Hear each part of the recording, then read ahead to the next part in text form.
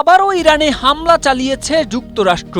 ৬ সপ্তাহের বেশি সময় ধরে চলা যুদ্ধবিরতির মধ্যেই দক্ষিণ ইরানে নতুন করে বিমান হামলা চালিয়েছে মার্কিন সামরিক বাহিনী। যুক্তরাষ্ট্রের সেন্ট্রাল কমান্ড সেন্টকম এক বিবৃতিতে জানিয়েছে, ইরানের ক্ষেপণাস্ত্র ঘাঁটি এবং সমুদ্রপথে মাইন পুঁতে রাখার চেষ্টায় লিপ্ত স্পিড বোটগুলোকে লক্ষ্য করে এই হামলা চালানো হয়েছে। ওয়াশিংটনের দাবি, আত্মরক্ষা এবং ইরানি বাহিনীর হুমকি থেকে মার্কিন সেনাদের সুরক্ষার জন্য এই পদক্ষেপ নেওয়া হয়েছে।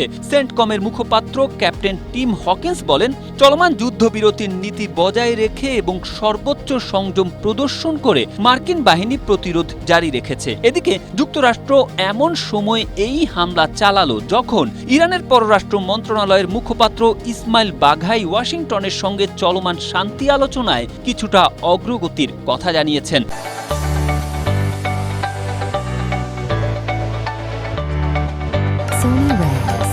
তবে একই সঙ্গে তিনি সতর্ক করে বলেন, যুদ্ধ অবসানের লক্ষ্যে শিগগিরই কোনো চুক্তি হচ্ছে না। দ্য নিউ ইয়র্ক টাইমসের প্রতিবেদনে বলা হয়েছে, ক্যাপ্টেন হকিন্স নিশ্চিত করেছেন যে হরমুজ প্রণালীর কৌশলগত বন্দর নগরী বন্দর আব্বাসের কাছে এই হামলা চালানো হয়। এই উপকূলীয় শহরটিতে ইরানের একটি বড় নৌঘাঁটি রয়েছে।